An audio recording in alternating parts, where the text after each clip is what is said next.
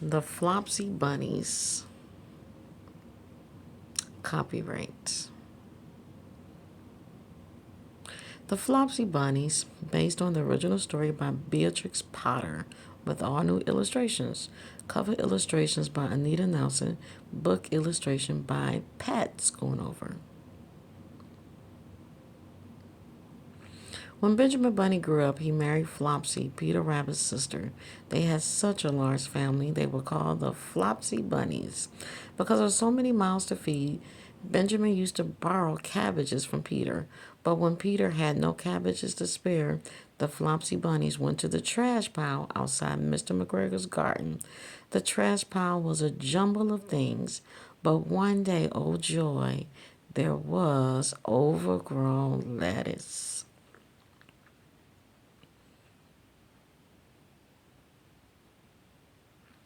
Benjamin and his children stuffed themselves with lettuce leaves. Then they grew sleepy and lay down in the soft grass clippings. Benjamin slipped a paper bag over his head to keep the flies from bothering him. The bunny slept soundly in the warm sun. Far away, Mr. McGregor's lawnmower hummed. Flies buzzed, and a little old mouse named Thomasina Tittlemouse picked over the trash pile. She rushed across the paper bag and woke Benjamin. While they were chatting away, Thomasina and Benjamin heard the steps of heavy boots. Just then, Mr. McGregor emptied a sack full of grass clippings right on top of the sleeping Flopsy bunnies. The little bunnies did not wake up in the shower of grass, but Mr. McGregor looked down and saw the tips of some furry little ears sticking up through the grass clippings. Then a fly settled on one of the ears, and the ear twitched.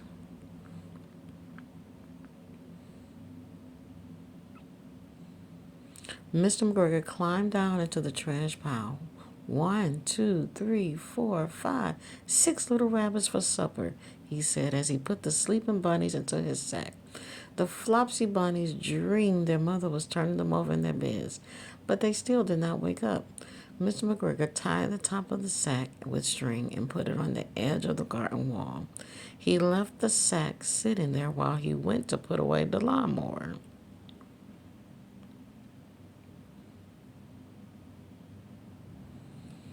While he was gone, Miss Flopsy Bunny came across the field. She looked at the sack sitting on the garden wall. She wondered where Benjamin and her children were. While she was standing there trying to figure out what was going on, she heard a rustling noise off to the side. Thomasina Tittlemouse came out of the jar where she had been hiding, and Benjamin took the paper bag from his head. They told Flopsy the sad story.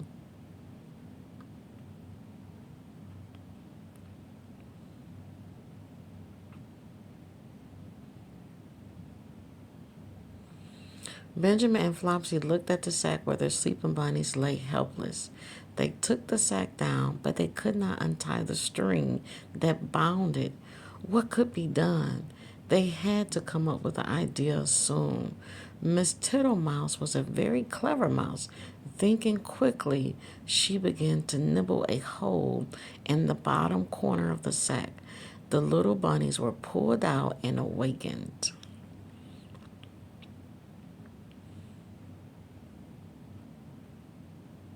Benjamin and Flopsy then filled the sack with their rotten squash, an old boot brush, and 2 overly ripe turnips. Then they all hid under a bush and watched for Mr. McGregor. After a while, Mr. McGregor came back. He picked up the sack and carried it off. The Flopsy bunnies followed at a safe distance.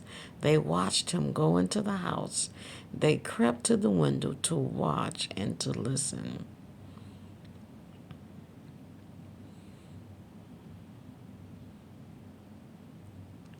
The littlest Flopsy Bunny crawled into the windowsill to get a better look at what was happening. Mr. McGregor sat down at the table. The Flopsy Bunnies heard him chuckle. 1, 2, 3, 4, 5, 6 little rabbits. Ew, what's that? Asked Miss McGregor. What have the rabbits been spoiling now?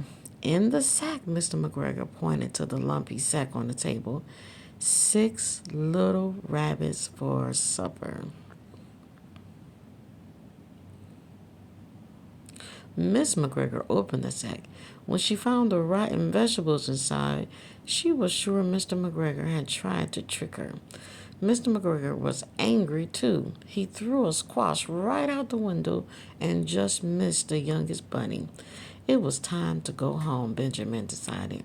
That Christmas, the Flopsy Bunnies gave Thomasina Tittlemouse a very lovely gift, enough soft rabbit fur to make herself a coat, a muff, and a pair of warm mittens.